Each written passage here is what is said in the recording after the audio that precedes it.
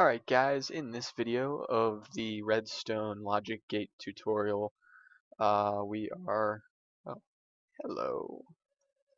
We are going to be looking at the AND gate and the NAND gate. So basically what an AND gate does is it checks to see if two sources are correct, and then it in turn sets the output to true. The trick here is each output, or each input needs to be on to render the output true. So currently, the way this is both of these are set to off, so 0, if you think of this in a binary sort of thought. So if it's set to 0, both of these, like I said, are set to 0, which means this is also set to 0. If I turn one of these off, or on, I mean, it is still, this is set to 1, and this is set to 0, which leaves this at 0. Now if I turn this one on, that means both will be set to 0, which will set this to 1 and turn that on. So an AND gate means basically they both need to be set to the same position, and it will work the correct way. Now, how you will build this, 3 blocks of whatever. You will put a redstone torch on each side, a redstone torch on the back. You will link this with a piece of redstone, and you can have your output coming out this way. And then you will have your inputs going into this block. So you can do this like this. I know over there I just put them right on the block, but you can put them here. So when I flip that, it turns that on, or off, I mean, and turn this one off, which means input 1 and input 2 are at 1, which means this is also at 1. Alright, so that is an AND gate.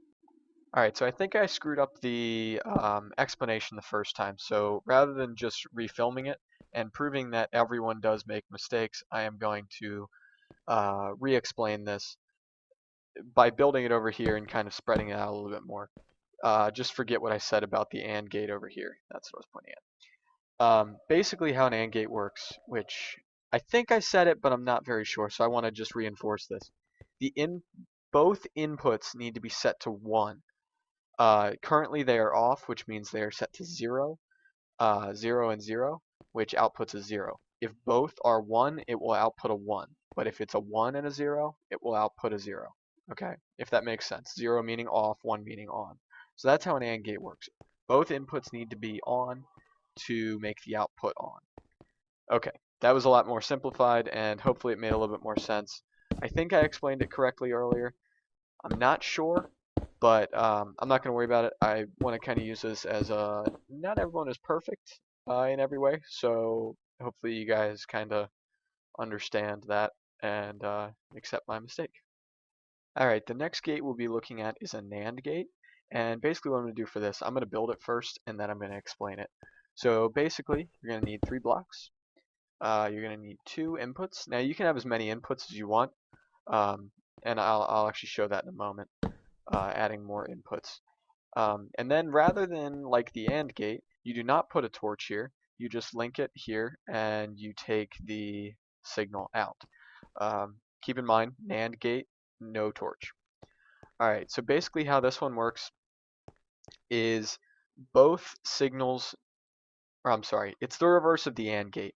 So you always need to have a 0 for this to be on. So as long as these are both 0, this will be on.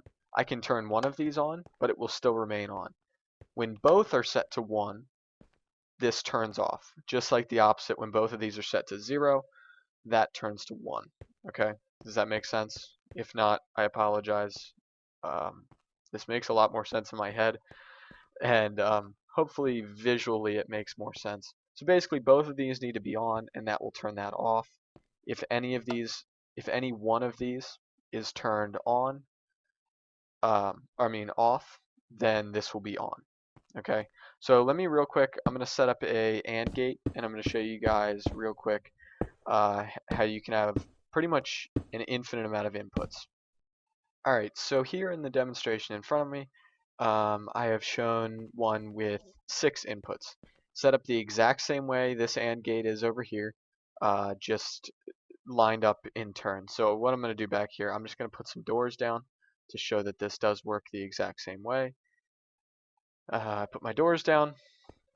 If I turn this on and this on, then the door works. Again, in turn, that door, then that door, then that door, then that door, then that door again. So the trick here that you can use, if you so choose, is you can kind of build AND gates together.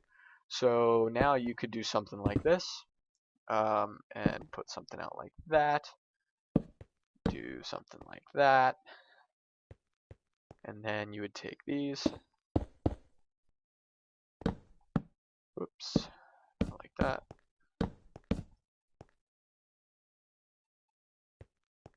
then you'd have to kind of extend this one out, and then you can take these and create another AND gate from these. Like you could make this an AND gate, and then the output of that would take the output of that, and then you make another AND gate, which actually I will demonstrate real quick. I'm going to build this real quick, and I'll be right back. Okay, so basically what I did here is there's an AND gate for this and this one. It then takes this up here, creates an AND gate from this signal and this signal, and then that one comes to this one and forms an AND gate here and turns that one on. So basically, that door does not seem, should be open, I think, shouldn't it? Let's try a metal door. Maybe I need to update it, which that wouldn't have worked. Alright, there we go. So now it's on. So now if I go back here, it is looking for every single one of these to be on. If every single one of them is not on, the door will not be open. So if I turn on now every single one, again, like it just was, you'll see in the background that door will open after a short delay. If any one of these is turned off, the door will close. And I will show that just by clicking some random ones. So yeah, as you guys can see, that's a whole bunch of AND gates put together. There's 1, 2, 3, 4, 5 right there. Wait, 1, 2, yeah, 5, 6, 7, 8, 9 total AND gates all lined up. This is basically how a locking mechanism would work if you kind of linked it all together.